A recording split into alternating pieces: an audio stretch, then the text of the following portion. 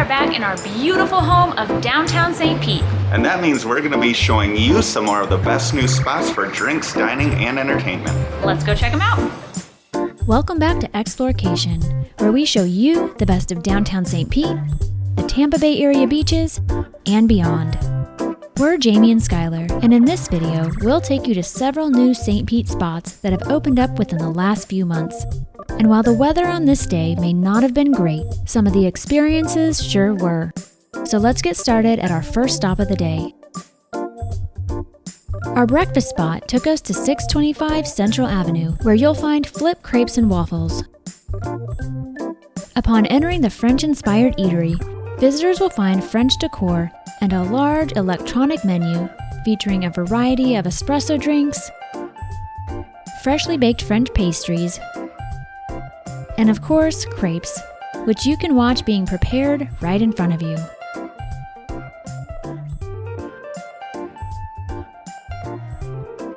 Our crepe order was ready in no time and came out looking amazing, as did our strawberry cream cheese waffle. So we actually weren't planning on getting coffee at this spot, but they have a Hawaiian latte that has macadamia nut and coconut, so we just had to try it. Ooh, yeah, that's good. And we have to thank the management for the complimentary and delicious matcha latte. So here they specialize in crepes and waffles, so we had to get one of each. And we also decided on one sweet and one savory. But as you may know, I have a sweet tooth, so I'm gonna start with the sweet waffle. You can have strawberry waffle for you.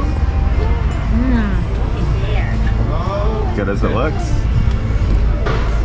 Better. I'm not really sure the proper way to eat this thing, but it does look good.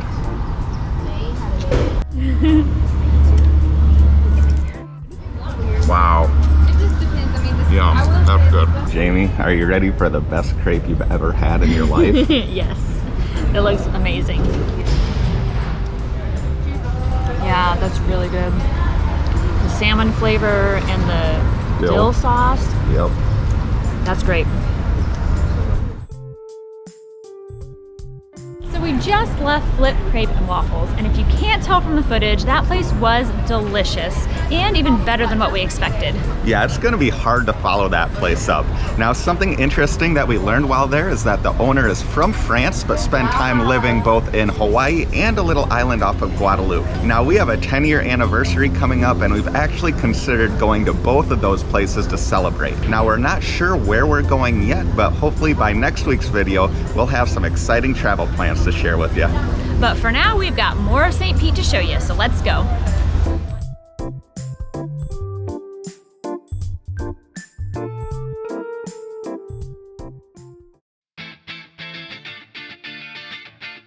Our second stop of the day took us about a mile west down Central Avenue, where you'll find the brand new location of Tea Bella Tea Company. Once inside Tea Bella, we found a variety of heavenly looking sweets on display, as well as an insane amount of tea. Not knowing too much about tea, we were eager to expand our horizons, and with its huge selection and highly knowledgeable staff, there was no doubt we'd come to the right place. I'm definitely getting this one. First time trying rooibos. Is that rooibos? I like it. While Tea Bella does offer sweeteners which can be added to your tea, we found both of our teas to be extremely flavorful on their own. Yeah, so many flavors in there.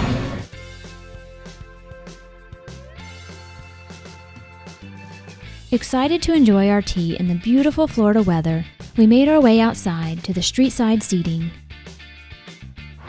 All right, Skylar, what'd you get? So I went with the key lime ginger rooibos, which I learned today isn't actually even a tea, and I hadn't even heard of rooibos until today either. But they say it's really hydrating, which I thought would be a really good option today since we'll be walking so much. And I went with the Mate Brio, which is a blackberry apple tea, and it's kind of like the sangria of teas. Now this one is a little bit higher in caffeine content, which I probably didn't need after the latte earlier, but this should keep me going for the rest of the day.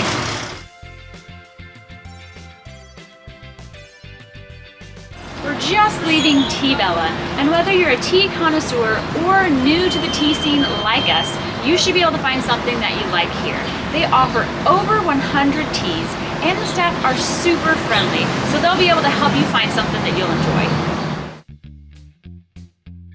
So our next spot was supposed to be lunch, but after that late breakfast and all that tea, we're not quite hungry yet.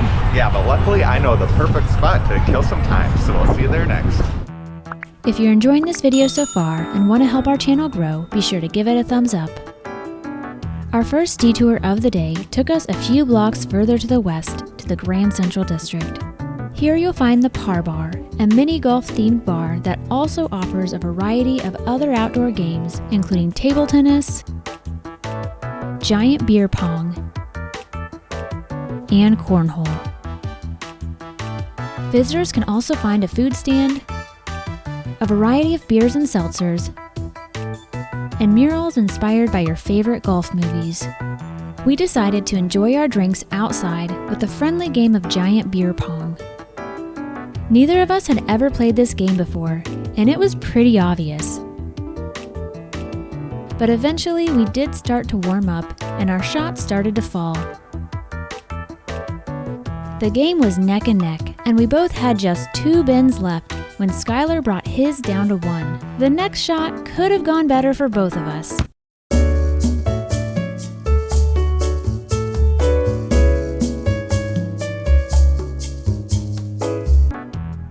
But don't worry guys, I was just fine. In fact, I was feeling great.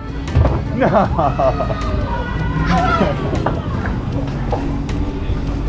I let her. So we just left the Par Bar, and while it's not that new, it's only around a year old. It's taken us a little while to get there because we're not that into mini golf, but they had a whole bunch of other games and we really had a good time. But as you can probably see from the clouds behind me, a storm is rolling in, so we have to get to our lunch spot.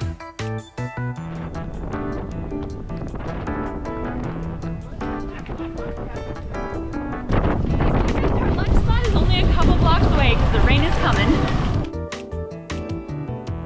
We arrived at Lala in the nick of time as we managed to escape the rain for the time being. We grabbed a spot at the bar where we enjoyed the upscale and energetic atmosphere, along with a couple of delicious drinks.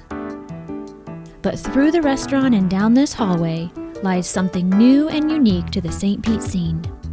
Behind these doors, visitors can find 7 private karaoke rooms, each with its own unique theme and a max capacity from 5 to 16 people. The first room we toured was the Prohibition-era themed Speakeasy room. Up next was Studio Lala, a recording studio themed room with lots of bright colors and an abundance of 70s flair. Back at the bar, our food had arrived and we couldn't wait to give it a try. First up was the Truffle Aioli Burger, and as you can probably tell, I was a fan. But the winner of this meal was Skylar's Duck Linguine, which was delightfully rich and creamy.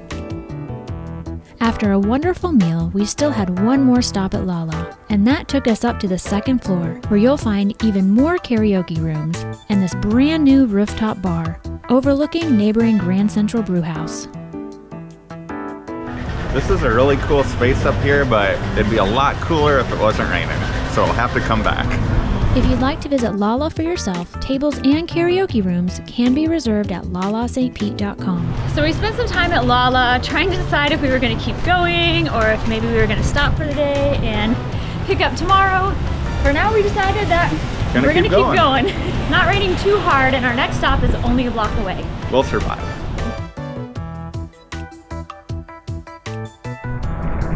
We were not prepared for this. You got a sweater. Not a raincoat, but at least you got long sleeves. I mean, we should have brought our raincoats. I don't know why we didn't. So we survived the rain and made it to our next stop. We actually visited this place in one of our first What's New videos back when it was known as Swingers. We're happy to see that they kept the swings, but I'm sure a lot else has changed. So let's go check this place out.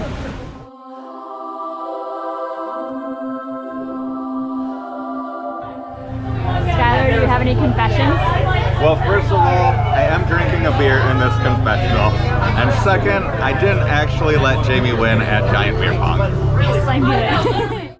With Skylar's confessions out of the way, it was time to head indoors to dry off and enjoy our beverages. But even during the rainstorm, we found Salty Nun's covered outdoor space to be its most popular spot on this Saturday afternoon. And while the wet weather sure wasn't ideal for the Salty Nun's visitors this day, it was just about perfect for a fish.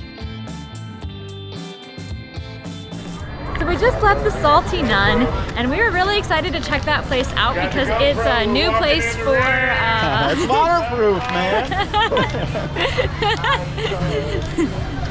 All right, gotta wait. My hair just keeps getting wetter and wetter. So we just left the Salty Nun, and we were really excited to try that place out because it's a new venue for live music. But unfortunately, due to this rain, the live music for today was canceled. Yeah, it was a bit of a bummer, but we still had a really good time at that place. And we also learned that they're building a new stage. We just walked through a giant puddle. That's not gonna work. And we also learned that they're building a new stage to accommodate large bands. So we'll be looking forward to having a new live music venue in St. Pete.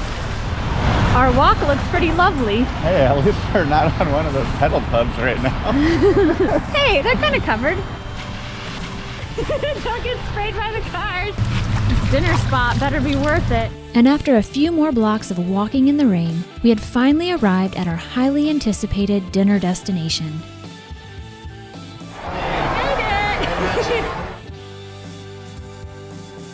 Come on guys, you didn't really think we were gonna end this video with a pre-made pizza, did ya? But to be honest, we did actually try this pizza a few nights ago. And while it's not the best pizza we've ever had, considering the price and the convenience, it's actually pretty solid. And there's a lot worse decisions you can make after having a few drinks. But our actual dinner spot surely wouldn't be one of them, as we knew from the great reviews that we'd be in for a treat.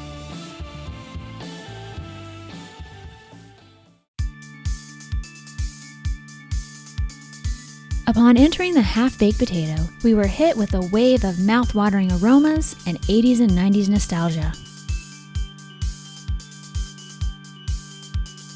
We quickly learned that the half-baked potato offers a variety of menu options, such as sausages and hot dogs, giant ramen noodle bowls, and of course, its enormous baked potatoes. Oh yeah, there it is. Oh my gosh. We have to give a big thanks to the owners of Half Baked Potato for offering us a friends and family discount, which of course led us to ordering way more than we could ever possibly eat. But before we could dig in, we had to grab a glass of the specialty drink, which changes weekly. With a mountain of amazing looking food in front of us, we decided to start our meal off with a giant bowl of ramen. And while this ramen was made with vegan chorizo, Skylar even agreed that it was absolutely amazing. We added the fish balls to our order of ramen, which while having a bit of a strange texture, were actually quite tasty. But the best add-on, without question, was the perfectly runny and oh so flavorful eggs. In fact, the eggs were Skylar's favorite part of the entire meal. Next up was the kimchi, which Skylar loved, but was a bit too spicy for me. And we couldn't forget the hot dog, which was covered in bacon and cheese sauce and was obviously delicious. We were already full by the time we tried the McNasty, the enormous Big Mac-inspired baked potato, but we both still agreed it was far bigger and better than any Big Mac we'd ever eaten. And then there was the cake, which along with the ramen was my favorite part of the entire meal.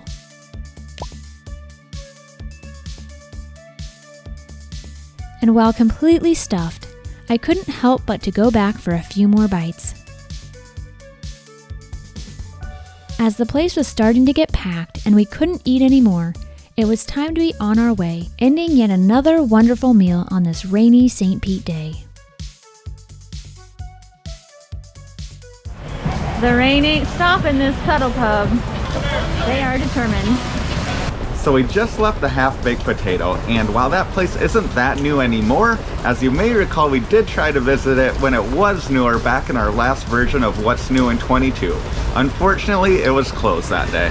Yeah, so we were really excited to be able to include it in this episode, and our experience today did not disappoint.